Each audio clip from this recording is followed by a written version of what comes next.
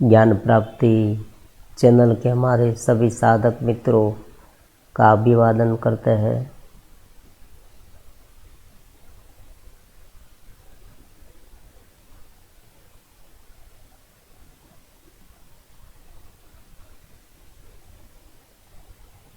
आज का हमारा महत्वपूर्ण सब्जेक्ट है प्रश्न जो व्हाट्सएप नंबर पर बार बार पूछे गए हैं, देने का हम प्रयास करेंगे, उनके बारे में चर्चा करेंगे। आप भी कोई भी प्रश्न इस नंबर पर पूछ सकते हैं और जो आपने प्रश्न पूछे हैं उनके उत्तर के वीडियो ना है। नियमित रूप से प्राणायाम है, ये प्रारंभिक अलग अलग प्रकार के उनके आयाम हैं। हमें ये प्रारंभिक जो प्रयास है वो करने चाहिए, क्योंकि तब ही एक सर्किट बनेगी।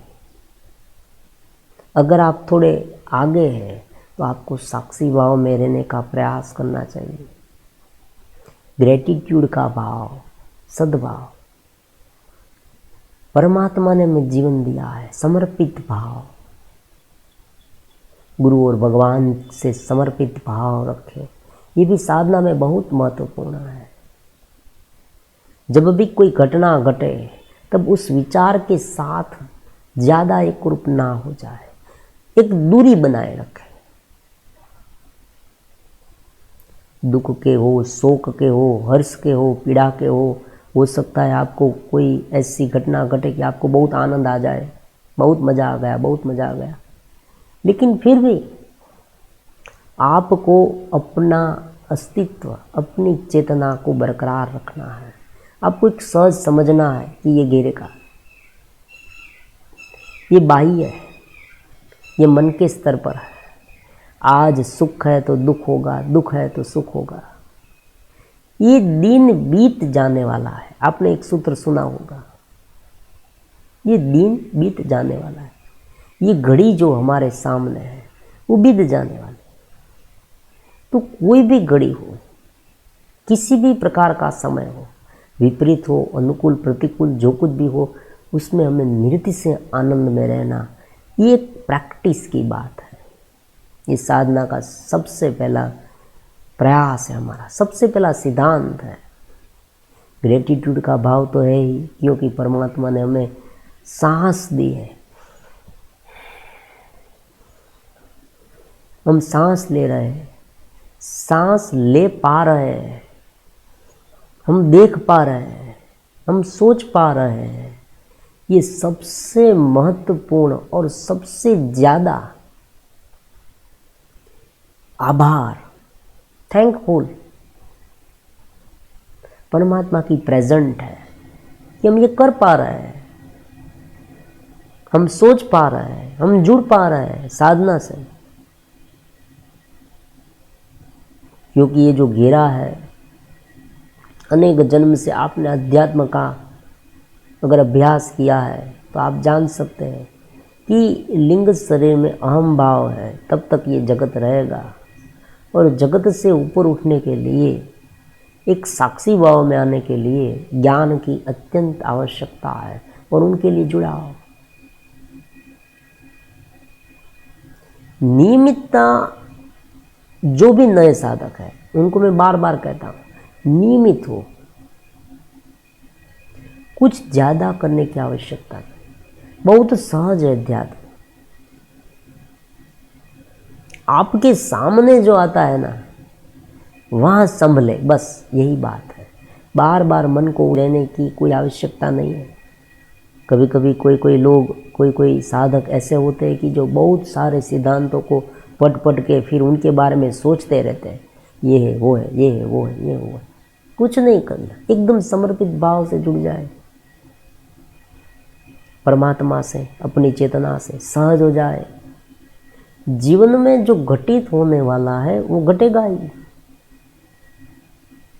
हमें अपने काम पर ध्यान देना है, सहज रूप से काम करना है। एक सुंदर सा प्रश्न एक साधक मित्र ने पूछा कि मैं कंपटीशन एग्ज़ाम की तैयारी कर रहा हूँ और साक्षी भाव में रहने का प्रयास भी कर रहा हूँ, लेकिन मेरे जीवन में ऐसे ऐसे झंझावात आते हैं, ऐसी ऐसी तकलीफ आते हैं, विपरीत स्थितियाँ आती हैं कि मैं साक्षी भाव में नहीं रह पाता। तो ये तो साधना है, साधना करनी है। क्यों करनी है? वरना साधना की आवश्यकता ही क्या रहती? अगर कोई ऐसी बाह्य स्थितियां नहीं होती, अगर हमारी चेतना फंसती ही नहीं, अगर हम विपरीत अहम भाव युक्त चिंतन में डूबते ही नहीं, तो फिर साधना की आवश्यकता नहीं रहती, क्योंकि हम स्वयं चेतना है। तो चेतना को चेतना के साथ मिलने के लिए साधना कैसी? हमें अपने आप से मिलना है। उसमें नया क्या है? कोई कहता है कि नया आ गया, नया आ गया। नया है ही नहीं। ध्यान में करना क्या है? आखिर हमें अपने आप से मिलना है। बाह्य विषयों से, बाह्य विचारों से, बाह्य सोच से, बाह्य घेरे से, जगत के भाव से इतने गिर गए, कंफ्यूज हो गए, अपने आप को नहीं जान पाते कि मैं कौन हूँ। वो हमें पूछना पड़ता है, गुरु से पूछना पड़ता है कि मैं कौन हूँ, मुझे बतलाओ।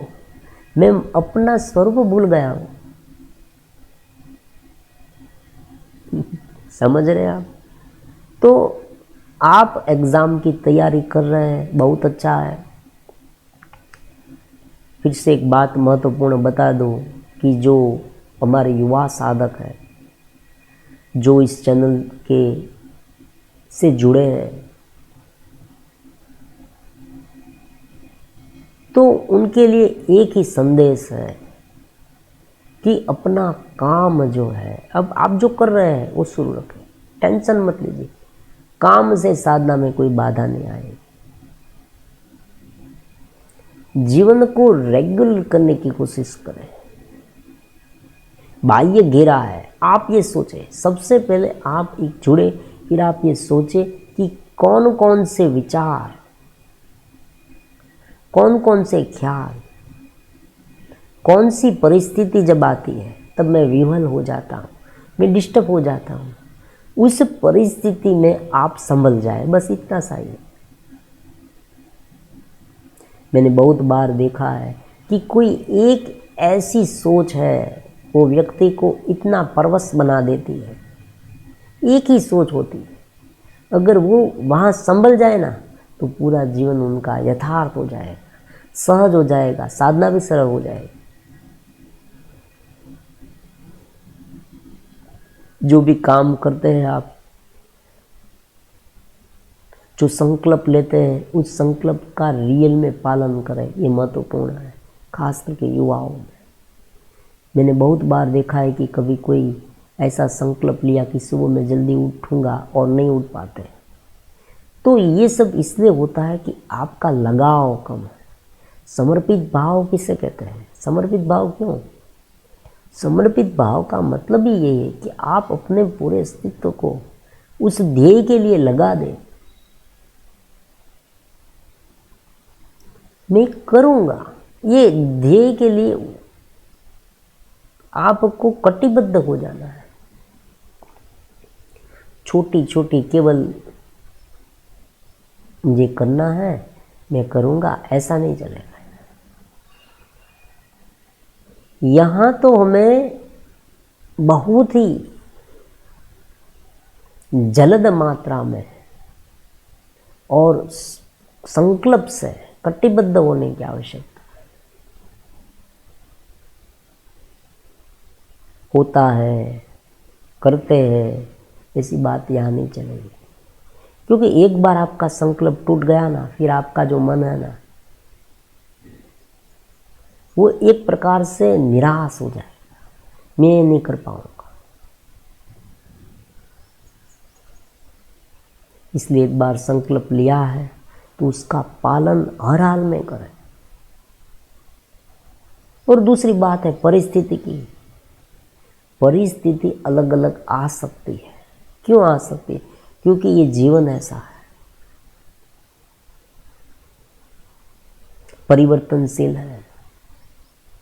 कोई व्यक्ति ऐसा नहीं कह सकता कि मेरे जीवन में सब कुछ समान रहेगा, जो मेरी चाह है वो सब कुछ पूरी हो जाएगी, मुझे सब कुछ मिल जाना जाएगा, और जो स्थितियाँ बनती हैं वो मेरे अनुकूल ही रहेगी, और जो वास्तव में आज है वही स्थिति परमानेंट रहेगी, ऐसा भी कोई व्यक्ति नहीं कह सकता।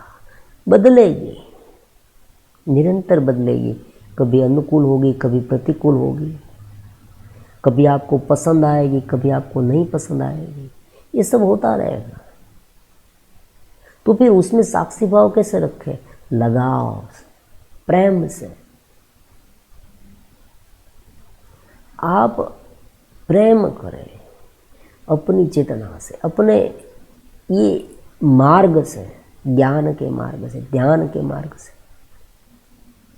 तो कोई भी स्थिति हो, परिस्थिति चाहे कितनी भी दुष्कर क्यों ना हो, फिर भी आप किसी भी तरह से वहां तक पहुंच जाएंगे। लगाव की बहुत ही आवश्यकता है, जुड़ाव की बहुत ही आवश्यकता है, नियमितता की आवश्यकता है। आप दोनों तरफ से शुरू रखेंगे तो कुछ नहीं होगा। इधर उधर की सोच वाले जो वीडियो है, मतलब बात है, कोई व्यक्ति है, आपकी सोबत है, वो अगर आप शुरू रखेंगे और ये ध्यान ज्ञान शुरू रखेंगे तो दोनों ओर से खिंचाव होगा। वो लोग आपको वहाँ खींचेंगे, ये लोग आपको यहाँ खींचेंगे। तो ऐसी सोबत है, ऐसे दृश्य है, ऐसे वीडियो है, उनसे दूर रहे। सहज हो, दूर रहे, उनका मतलब भागने की बात नहीं है, लेकिन उनके साथ इतना अटैच ना हो जो आपको गलत राह पर ले जा रहे हैं, आपकी ध्येय से च्युत कर रहे हैं। उनसे बच के रहना। कभी कभी क्या होता है कि हमारे पास वाले हैं ना, वही हमारे दुश्मन होते हैं, हम उसे पहचान नहीं पाते। हो सकता है हम अपने ध्येय को पकड़ के रखें और बाह्य जो काम है वो नियमित रूप से करते रहे, तो आपका ये जो साक्षी भंग होता है, मतलब ध्यान नहीं लगता, ये सहज हो जाएगा। बाहर जो परिस्थिति है वो कितनी आप पर इन्फ्लुएंस करती है, उन पर सब डिपेंड है। स्थितियाँ तो बनेगी, कोई व्यक्ति ये नहीं कह सकता कि स्थिति नहीं बनेगी, स्थितियाँ बनेगी, घटना घटित होगी, लेकिन उस घटना में हम किस तरह से बर्ताव करें, हमारा जो अपना स्वरूप है उसमें हम कितना लीन रह पाए, साक्षी भाव में कितना रह पाए। आप ये कहेंगे तुरंत कि भाई मैं ये तो नहीं कर पाता। क्यों नहीं कर पाते ये ढूंढो, क्योंकि आपको उनके पर लगाव नहीं, अभी तक आप इतने समर्पित भाव से जुड़े नहीं। जुड़ाव इसलिए जरूरी है, समर्पण इसलिए जरूरी है। अगर आप नियमित रूप से जुड़ते, नियमित रूप से सुनते और उनके अनुसार धीरे धीरे 3 स्टेप ब्रीदिंग वाली जो प्राणायाम है, आपको एक काम करना है, नियमित रूप से प्राणायाम का अभ्यास करना है।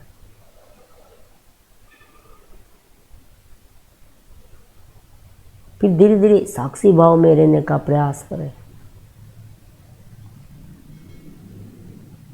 अपनी चेतना से मिलने का नियमित रूप से प्रयास करें। आप दिन में कितने समय ये कर रहे हैं ये सोचें। फिर जब आप डिस्टर्ब होते हैं तब मैं डिस्टर्ब क्यों हो गया वो देखें, और डिस्टर्ब कौन हो रहा है वो भी सोचें। देखो, मन को बिल्कुल बंद कर देना ऐसा नहीं होगा कभी, क्योंकि मन तो एक मैकेनिज्म, एक मन कार्यरत रहता है, मन का काम ही यही है। आप मन को शक्ति देना बंद कर देंगे तो मन धीरे धीरे अपने आप शांत होता जाएगा, वो अपना कार्य धीरे धीरे सुचारू रूप से करने लगेगा। और बात यही है, बात ये नहीं है कि कंप्लीटली मन को बंद कर दे, ये कर दे, वो कर दे। बात ये है कि हम अपने स्वरूप में रहें, ताकि सभी स्थितियाँ, सभी साधन हमारे धीरे धीरे अपने अनुकूल मार्ग पर चले। यथा योग्य यथा युक्त आहार विहारस्य, परमात्मा कहते हैं जो जितना जहाँ जरूर है उतना ही वहाँ जाए। बिन जरूरी सोच, बिन जरूरी इंटेंसिटी, कृत्रिम विषय उत्पन्न ना हो। कृत्रिम विषय आजकल हम देखते हैं, आर्टिफिशियल विषय उत्पन्न करते हैं ये लोग। खान पान मैथुन में अलग अलग प्रकार के दृश्य आर्टिफिशियल, और मन में कल्पना, जगत, कल्पना वाला जगत ये लोग उत्पन्न करते हैं हमारे भीतर। ये कल्पना वाले जगत में आप जी रहे हैं, इसलिए प्रॉब्लम है। जीवन में तकलीफ तो रहेगी, ये बात तो, उनमें हम कोई सुधार नहीं ला सकते। अब हमें एक ही बात हम कर सकते हैं कि हम हमारे भीतर को इतना डेवलप करें, इतना मजबूत करें कि बाह्य स्थिति हमें सहज लगने लगे। और वो कब होगी?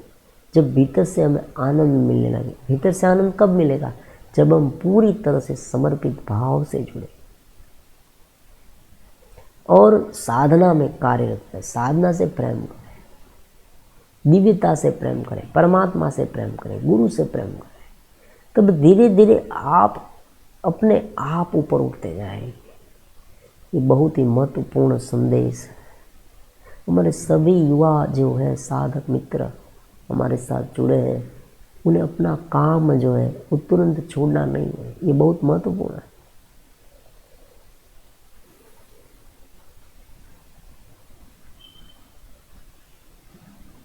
नियमित कर्म भी चलेगा, साधना भी चलेगी। धीरे धीरे आप में कब डेवलपिंग हो गया वो आपको पता ही नहीं चलेगा। कब आप आत्मस्थिति में रहने लगे, चित्त स्थिति में रहने लगे और सब काम सहज भाव से होने लगा, वो आपको पता ही नहीं चलेगा। केवल चलने की ज़रूरत है, बस उनमें रहने की आवश्यकता है। और बार बार कुछ दिनों के बाद आप निरीक्षण करेंगे कौन से सोच हमें इतनी डिस्टर्ब कर रही है कि हम ये चित्त स्थिति में नहीं रह पाते हैं। तो आप धीरे धीरे इस पर काम करें तो ये प्रश्न से जरूर ऊपर उठ जाएंगे। अब दूसरा प्रश्न ले लेते हैं।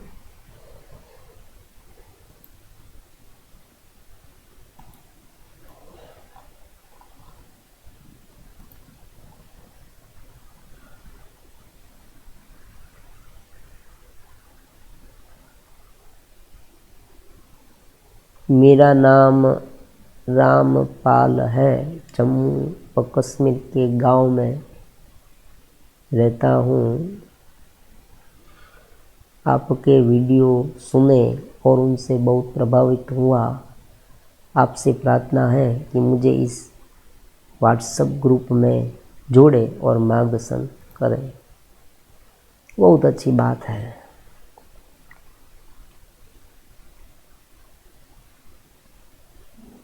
ये ग्रुप जो है हमारा वो धीरे धीरे बनेगा।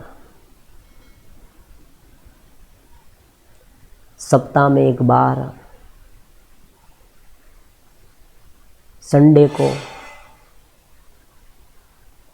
गूगल मीटिंग के द्वारा लाइव मिलने की भी इच्छा है। सत्संग भी होगा। लेकिन मेरा एक मानना ऐसा है कि देखो, आप वीडियो तो देख ही रहे हैं। अब प्रश्न कहाँ है? प्रश्न ये है कि आपके मन में आप साधना करते हैं, उस समय आपके मन में प्रश्न उठा, तो वो प्रश्न आप व्हाट्सएप में लिख सकते हैं। उनके अनुसार आपको उनका उत्तर मिल जाएगा। फिर सप्ताह में एक बार गूगल मीटिंग द्वारा लाइव होगे, बस इतना पर्याप्त है साधना के लिए।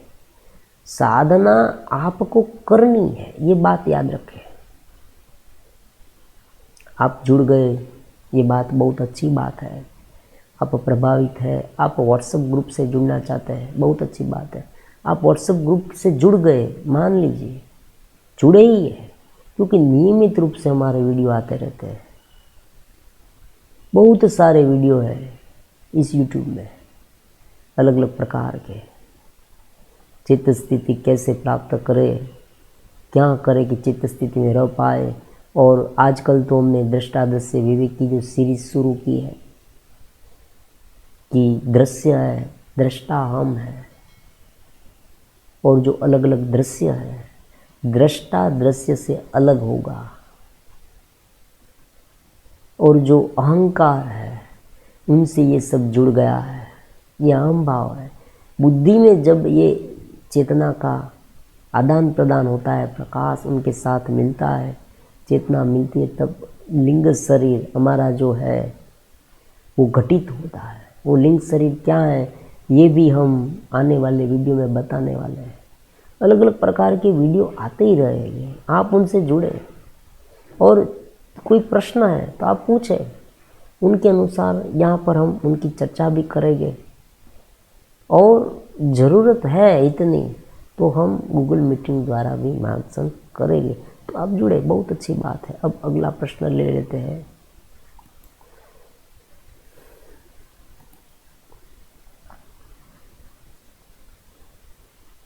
नींद के समय एक सुसुप्ति का भाव आ जाता है, पूरे दिन साधना हो पाती है लेकिन नींद में नहीं हो पाती, तो कृपया मार्गदर्शन करें। बहुत ही सुंदर सा प्रश्न है।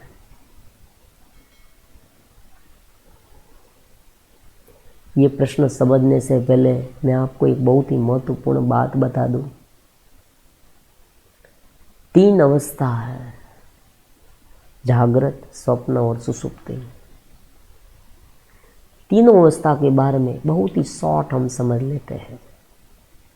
जागृत अवस्था मतलब हमें अपने पूरे शरीर का ज्ञान है, हम जागते हैं, हम खाना खाते, पानी पीते, सांस तो नींद में भी लेते, लेकिन जो कुछ भी क्रिया हमारे भान में होती है, हमारी जान में होती है, हमारे होश हवास में होती है, वो जागृत अवस्था है। आज अभी आप सुन रहे हैं तो ये जागृत अवस्था है। इस स्वप्न को तो सब कोई जानते हैं। और सुषुप्ति में क्या होता है, एक चेतना जो है ना वो एक ऐसे घेरे में गिर जाती है, एक गड्ढे में। उस समय ना तो वो सुनता है, ना तो वो बोलता है, ना तो वो सोचता है, कुछ भी नहीं करता, केवल अपने अविद्या में, अज्ञान में लीन रहता है, उनमें कोई सुधार नहीं आता। और एक स्थिति ऐसी है जो चौथे नंबर की स्थिति है, वो तुरीय। अब यहाँ मैजिक देखें, आपके प्रश्न का उत्तर यहाँ आ जाएगा। जागृत में आपने जितने प्रयास किए सजग रहने के, उनके इफेक्ट नींद में हो। ये बहुत अनुभव सिद्ध बात है। बहुत सारे लोगों को, आपको भी उनका अनुभव हुआ होगा। रात को अगर आप सोचते सोचते सो गए तो आपकी जो नींद है ना वो पूरी तरह से बिगड़ जाएगी। आप नींद में अलग अलग प्रकार का ऐसा वैसा स्वप्न देखने लगेंगे, पूरी तरह से नींद नहीं ले पाएंगे, जिसे कहते हैं ना तंद्रा में आ जाएंगे। और जब आप सुबह उठे तब आपको ताजगी नहीं आएगी, उनके स्थान आपको एकदम थकान सी महसूस होगी। आप ये भी कहेंगे मुझे अच्छी तरह से नींद नहीं आई, क्योंकि ऐसे ऐसे स्वप्नों में, ऐसे ऐसे विचारों में खो गए। क्यों? क्योंकि आपने रात को इस तरह से सोचते सोचते आप सो गए हैं। अनेक प्रकार के जगत के, अनेक प्रकार के विचारों में आपको सोचने की आदत पड़ गई है। यहाँ पर सोच महत्वपूर्ण है या नहीं, ये बात काम नहीं कर रही। सोच महत्वपूर्ण हो या ना हो, फिर भी सोचने रहने की आदत है। इस आदत से मजबूर है। बार बार ये सोच उत्पन्न होती रहती।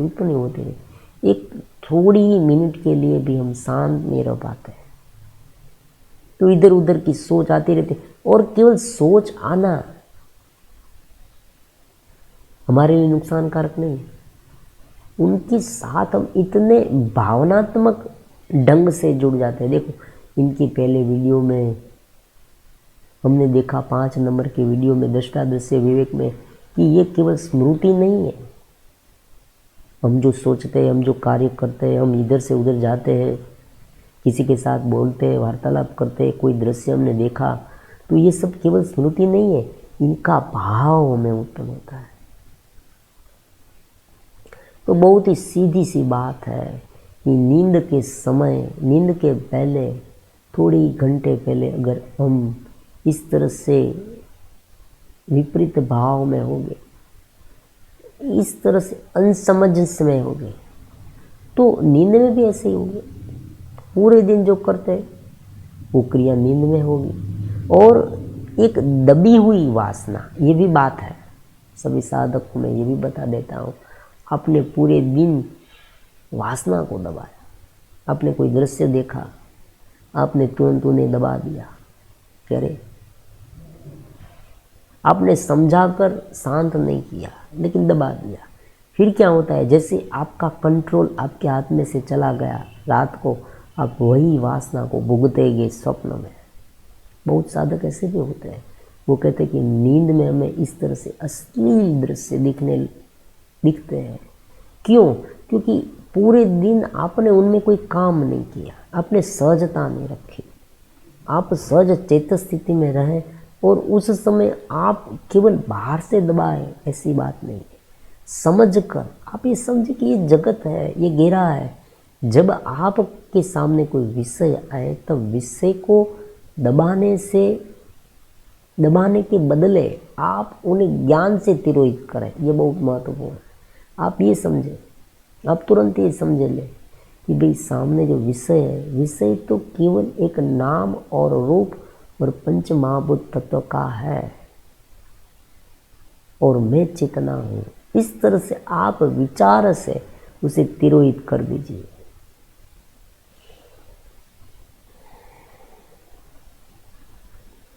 केवल दूसरे विचार में जल्दी जल्दी चले जाए, ऐसा करेंगे तो क्या होगा, वो विचार है ना, उन पर आपका राग नहीं जाए। परमात्मा भी कहते हैं कि जो निरारस्य है, उनका जो विषय है वो तो बंद हो जाता है लेकिन उनका राग नहीं जाता। तो यहाँ पर यही बात है, ज्ञान से उनका मार्जन करें तो धीरे धीरे होगा। तो इस प्रश्न का उत्तर क्या है कि आप थोड़े प्रयास बढ़ाएं और रात पर, मान लीजिए रात आप सोने जाए तब तुरंत खाना खा के मत सोए, थोड़े घंटे पहले खा लें, फलाहार भी कर सकते हैं। और रात के समय ऐसा कोई विषय मत छेड़े, ये भी बहुत महत्वपूर्ण है। कुछ लोगों को ऐसी आदत है कि जो क्या करते हैं, पूरे दिन क्या किया वो रात को सोचने लगते हैं, मैं वहाँ गया, मैं यहाँ गया, मैंने ये उनके साथ ये किया, वो किया, अरे मैंने ऐसा नहीं किया होता तो अच्छा होता, नींद खराब हो गई। पूरे दिन में आपने क्या किया है उनका लिखा जोखा रात को निकालने की कोई आवश्यकता नहीं। दिन में हो गया, पूरा हो गया, अब कुछ भी नहीं, अब सुबह सोचेंगे, ऐसा आपको आप मन को समझा कर शांत हो जाए। अब तीसरी बात है, ज्ञान को सुने, ये महत्वपूर्ण है। ईयरफोन लगाकर आप ज्ञान को सुन सकते हैं, जो बोध में ले जाए, ऐसे वीडियो है, वो सुनते सुनते आप शांत हो जाए। और एक इनसे भी ऐसी दूसरी पद्धति है योग निंद्रा की, ये भी बहुत ही इफेक्टिव है। योग निंद्रा आप जिसे कहते एकदम शरीर को ढीला छोड़िए, शांत, एकदम शांत हो जाए, गहरी सांस लें, फिर धीरे धीरे शरीर के पैर से चालू करें, शरीर के भाग से, प्रत्येक भाग आपके पैर को देखें, फिर उसे बुलते जाए, फिर उनसे ऊपर, फिर उनसे ऊपर, इस तरह से अलग अलग अंग को देखें और उसे भूलते जाए। धीरे धीरे धीरे धीरे आप अपने मन को देखें, फिर भूलते जाए और अंत में आप अपने स्वरूप में लीन हो जाए और नींद में सो जाए। कब नींद आ जाए पता ही नहीं चलेगा। उस समय जो नींद आएगी ना वो योग वाली होगी। आप कहेंगे नहीं हो रहा, ये भी हो सकता है, शुरुआत में नहीं होगा क्योंकि पुराने वाले संस्कार है। बहुत बार ऐसा भी प्रश्न आता है, देखो एक प्रश्न का उत्तर दूसरे प्रश्न का उत्तर तीसरा प्रश्न हो सकता है। बहुत सारे प्रश्न का उत्तर यहाँ पर आपको मिल जाएगी इस तरह से। देखो बात ऐसी है कि आपने साधना शुरू की आज की, लेकिन संस्कार तो बहुत पुराने हैं, अनेक जन्म के हैं। तो जब तक ये संस्कार धीरे धीरे गलते नहीं जाएंगे, उनका गलन नहीं होगा, तब तक सहजता कैसे आएगी?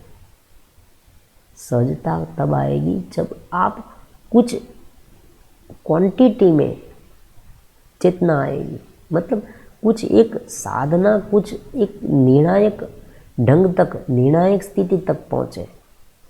लकड़ियाँ गीली है, उसे आप जलाने की कोशिश करेंगे तो क्या होगा? तुरंत नहीं जलेगी। जब तक उनमें पानी है तब तक धुआं भी ज़्यादा होगा, बार बार आग बुझ जाएगी। ये भी हो सकता है जो आपने जलाई, आग जैसे जलाई आग बुझ गई, आग जलाई आग बुझ गई।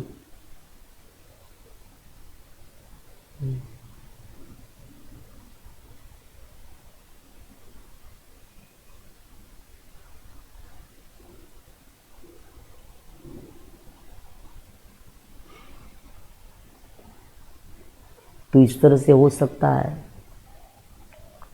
लेकिन एक हद से ऊपर उठ गए फिर आनंद ही आनंद है। चित्त स्थिति में आ गए, एक जुड़ाव हो गया, एक समर्पित भाव हो गया, एक आपने अपने स्वरूप में रहने की तकनीक ढूंढ निकाली। फिर दुनिया की कोई ताकत आपको नहीं रोक सकती। आप सहज रूप से ध्यान में रह पाए, क्योंकि घेरा तो घेरा है। आप घेरे के बारे में कितना कुछ भी ना कहे, घेरा घेरा है। तो रात को अगर आप ध्यान करना चाहते हैं, योग निद्रा करना चाहते हैं, तो आपको क्या करना पड़ेगा? 2-3 उपाय है। एक, रात को तुरंत खा के मत सो जाना। दूसरी बात है, ऐसे विचारों की पोटली जो है, गठरी है, वो खोल के मत बैठ जाना। ये वो इन पास्ट के एक डायरी रखे, उसमें सब लिख दे और एक और रख कर ये सोचने लगे कि भाई मैंने सब नोट कर लिया, अब मुझे उसके बारे में सोचने की कोई आवश्यकता नहीं है। एक और रख दे सारे विचार। फिर आप कोई बोधमय जो वीडियो है वो केवल सुने। देखो यहाँ भी ये बात है, उनमें भी शंका मत करें, केवल सुने सहज रूप से। शंका जितनी करनी, सुबह के समय पर आप सोच सकते हैं, सब कुछ कर जाएगा। रात के समय पर, वरना क्या होगा, माइंड उलझन में आएगा, आपका कंट्रोल माइंड पर नहीं रहेगा। तब क्या होगा, माइंड एक तंद्रा में चला जाएगा, पूरी रात ही आप तंद्रा में रहेंगे। और कभी कभी तो मैंने ये देखा है कि रात में नींद जो है वो थकाने वाली होगी। वास्तव में नींद हमें आनंददायक होनी चाहिए, लेकिन यहाँ उल्टा हो जाएगा। नींद थकाने वाली, इतनी थकान देगी आपको, पूरे दिन सुस्ती रहेगी, फिर से दूसरे दिन सोएगी, फिर से थकाने वाली। इस तरह से लंबे समय से व्यक्ति रहेगा तो बीमार हो जाएगा। ये भी हो सकता है। तो अब अगला प्रश्न ले लेते हैं।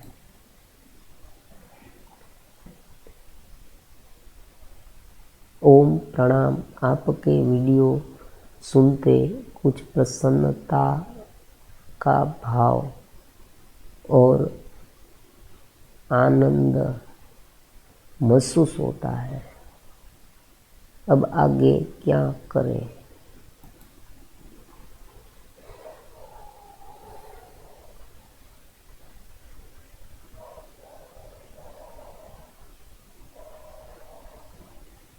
प्रत्येक व्यक्ति में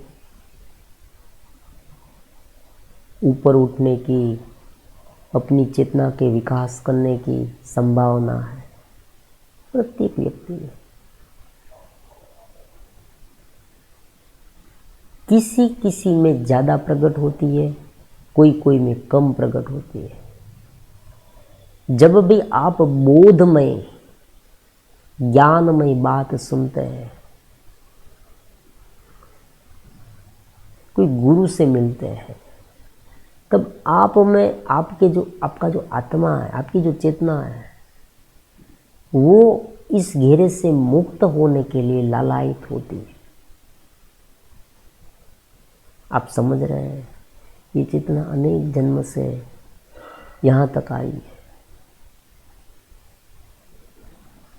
वो इस घेरे में फंसी। हम भूल गए वेदांत के सिद्धांत के अनुसार, हम कहे तो हम भूल गए अपने स्वरूप को। तो ये ऊपर उठने की कोशिश करेगी, बार बार हमें समझाएगी, कभी कभी हमें आनंद की अनुभूति करेगी।